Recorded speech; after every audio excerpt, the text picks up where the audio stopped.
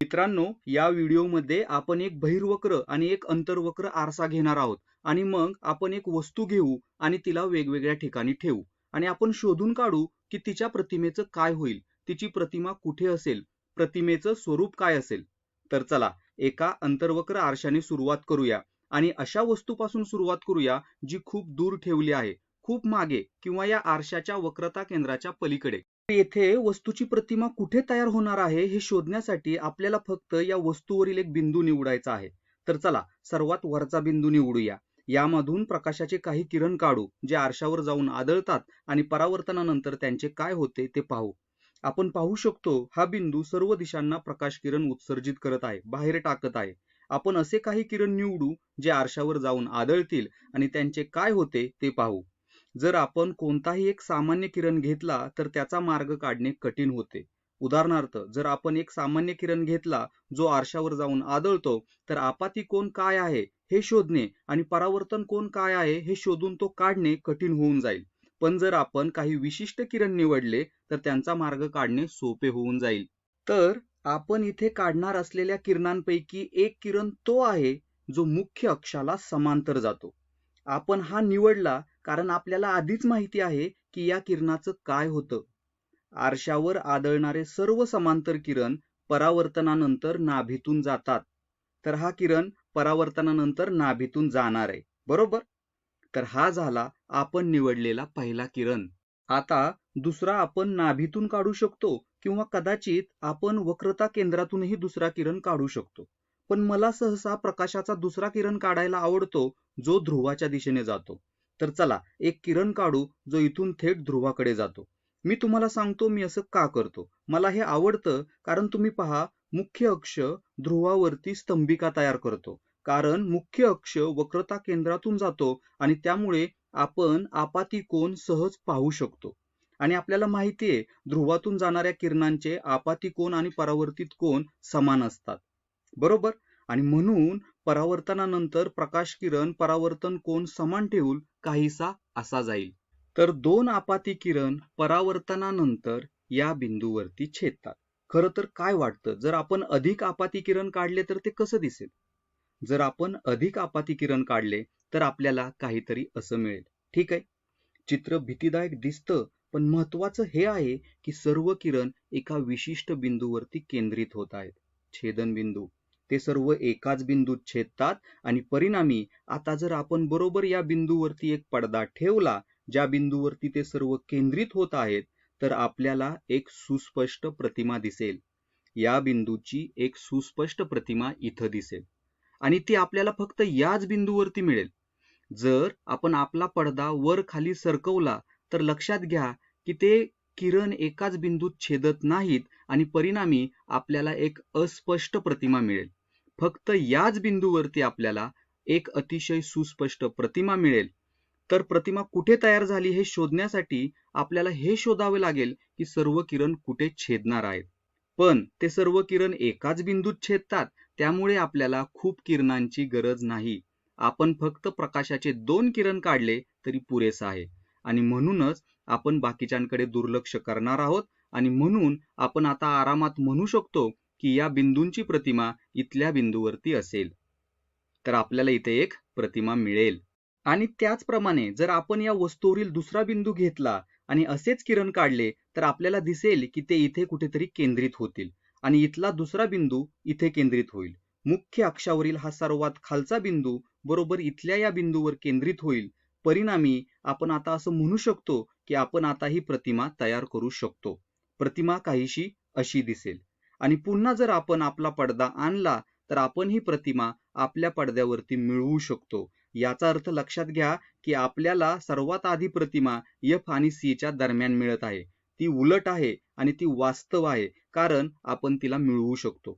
कोणतीही प्रतिमा जी पडद्यावर मिळवता येते किंवा जी केंद्रित केली जाते तिला वास्तव म्हणतात आणि ती आकाराने लहान आहे. हीच ती अचूक मांडणी आहे. आपल्याकडे अंतर्वक्र आरसा आहे, फोन मधला हा माणूस वस्तू म्हणून काम करत आहे आणि आपल्याकडे पडदा आहे. लक्षात घ्या की वस्तू वक्रता केंद्रापासून खूप दूर ठेवली आहे आणि जर आपण इथून प्रकाश किरण काढले तर ते केंद्रित होतील. आपण पडदा अशा प्रकारे ठेवला आहे की तो बरोबर त्या बिंदूवरती केंद्रित आहे आणि आपण तिची प्रतिमा इथे प्रत्यक्षात पाहू शकतो. आणि म्हणून जर आपण दिवे मंद केले तर लक्षात घ्या, आपण एक सुंदर उलट प्रतिमा पाहू शकतो. एक सुस्पष्ट प्रतिमा जी या बिंदूवरती केंद्रित होत आहे. ही खरंच खूप छान गोष्ट आहे.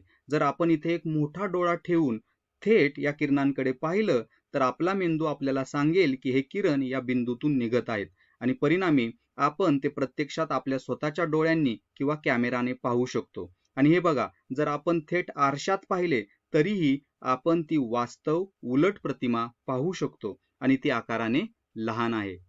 ठीक आहे, आता हेच तंत्र वापरून पाहूया, जर आपण आपली वस्तू जवळ आणली तर काय होते. समजा आपण आपली वस्तू इथे कुठेतरी आणली. आता प्रतिमा कुठे असेल?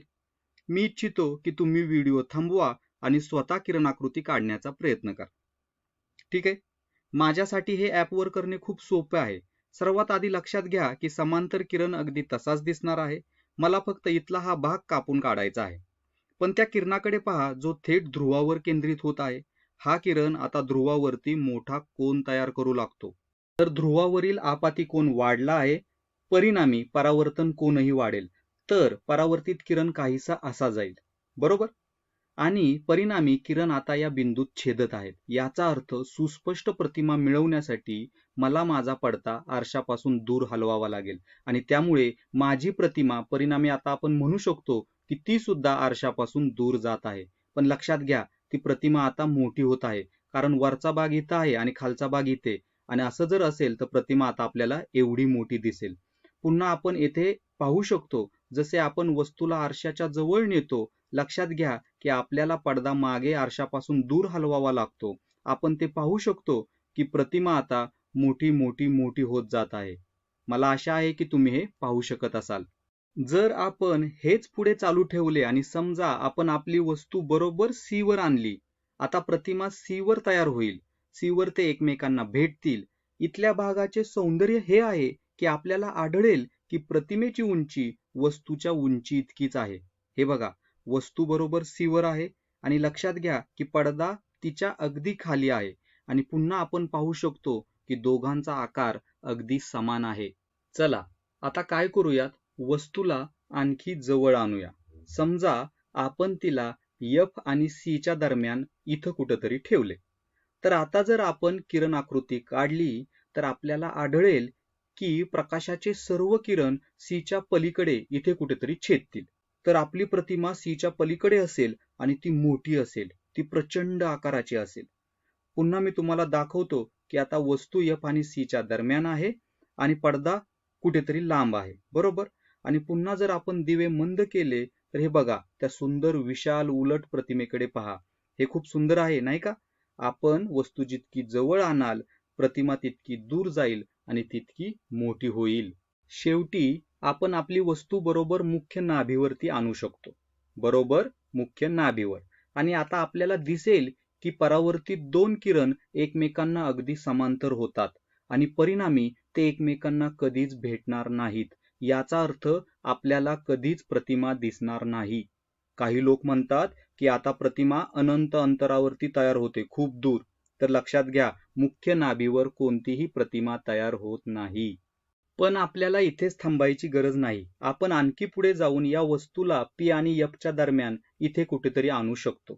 तर आता परावर्तनानंतर प्रकाशाचे किरण अपसारी होत आहेत. ते एकमेकांपासून दूर जात आहेत. याचा अर्थ पुन्हा कोणतीही वास्तव प्रतिमा तयार होणार नाही. आपण तिला पडद्यावर मिळवू शकत नाही, कारण ती केंद्रित होत नाहीये. तरी पण जर आपण इथे कुठेतरी एक मोठा डोळा ठेवला तर आपला मेंदू आपल्याला सांगेल की हे दोन प्रकाश किरण मागून कुठून तरी येत आहेत, कारण दोन किरण अपसारी आहेत. असे दिसते की जणू हे दोन किरण इथून कुठून तरी येत आहेत. आपला मेंदू आपल्याला हेच सांगेल. आपल्या मेंदूला असा विचार करण्यासाठी कोणतरी फसवतंय आणि परिणामी आता काय होईल, मुख्य अक्षावरील या बिंदूची प्रतिमा इथे कुठेतरी असल्याचे दिसेल आणि परिणामी आपला मेंदू आपल्याला हेच सांगेल की हे प्रकाश किरण मागून इथून कुठून तरी येत आहेत. जरी वास्तवात तसे नसले तरी लक्षात घ्या की प्रकाश किरण खरोखर या बिंदूतून निघत नाहीत, ते प्रत्यक्षात दुसरीकडूनच निघत आहेत. पण आपला मेंदू आपल्याला हेच सांगेल आणि परिणामी जरी ती वास्तव प्रतिमा नसली तरीही आपण ती पाहू शकतो. तर आपण याला आभासी प्रतिमा म्हणतो. तुम्ही विचार करू शकता का की एक म्हणजे ती सुलट स्वरूपाची आहे. लक्षात घ्या की तिला पडद्यावर मिळवता येत नाही. ती विशाल आहे. तो तिचा आणखी एक गुणधर्म आहे. आणि तिला आभासी म्हटले जाते कारण प्रकाशाचे किरण खरोखर या बिंदूतून निघत नाहीत. ते फक्त त्या बिंदूतून निघत असल्याचा भास होतो. पुन्हा आपण ते पाहू शकतो.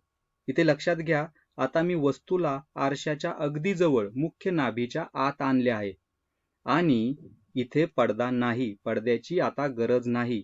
पण आता जर आपण थेट आरशात पाहिले तर आपण एक मोठी आभासी प्रतिमा पाहू शकतो. ते पहा, इथे आपण सुलट प्रतिमा स्पष्टपणे पाहू शकतो. ती उलट नाहीये आणि ती मोठी प्रतिमा आहे. म्हणून अंतर्वक्र आरसे विशाल आभासी प्रतिमा तयार करू शकतात आणि म्हणूनच ते दाढीचे आरसे किंवा मेकअपचे आरसे म्हणून वापरले जातात. आणि जशी वस्तू जवळ येते आपल्याला आढळेल की प्रतिमा आभासीच राहते. ती जवळ येते पण थोडी कमी विशाल होते. तर ही आहे अंतर्वक्र आरशाची कहाणी. इथला मुख्य सारांश काहीसा असा असेल, जोपर्यंत वस्तू मुख्य नाभीच्या बाहेर आहे तोपर्यंत प्रतिमा वास्तव असेल, मुख्य नाभीच्या आत ती आभासी असेल आणि वस्तू मुख्य नाभीच्या जितकी जवळ असेल प्रतिमा तितकी मोठी असेल. आणि मी हे लिहू इच्छित नाही कारण मला नाही वाटत की तुम्ही ते लक्षात ठेवावं. या सर्व गोष्टी फक्त किरणाकृती काढून सोडवता येतात. तर आता आपण पटकन पुढे जाऊया आणि बहिर्वक्र आरशासाठीची उदाहरणे पाहूया. आता फरक एवढाच आहे की परावर्तित करणारी ही बाजू आहे आणि परिणामी आपल्याला आपली वस्तू आरशाच्या या बाजूला इथे कुठेतरी हलवावी लागेल. आणि आता काय होईल, प्रतिमा कुठे असेल हे शोधण्यासाठी आपण अगदी त्याच गोष्टी करणार आहोत. तर पुन्हा आता व्हिडिओ थांबवून हे स्वतः करून पाहणे ही एक चांगली कल्पना असेल.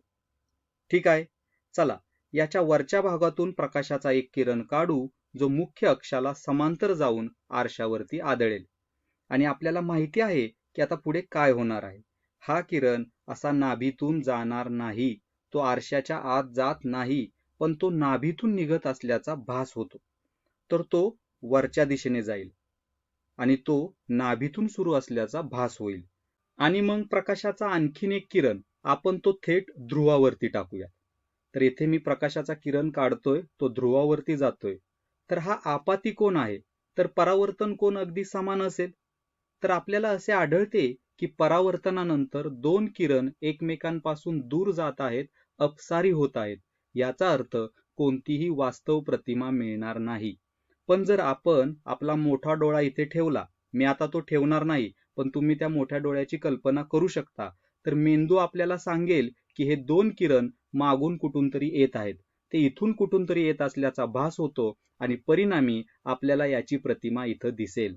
आपल्याला एक आभासी प्रतिमा मिळते जी आकाराने लहान आहे आणि ध्रुव व मुख्य नाभीच्या दरम्यान आहे. आणि एक गोष्ट आपण निश्चित करू शकतो की आपण ही वस्तू कुठेही ठेवा, बहिर्वक्र आरशांच्या बाबतीत आपल्याला नेहमीच एक आभासी लहान आकाराची प्रतिमा मिळेल. माझ्याकडे बहिर्वक्र आरसा नसल्यामुळे मी एका पार्किंग लॉटमध्ये गेलो आणि एका उभ्या असलेल्या ट्रकच्या प्रतिमेकडे पाहिले.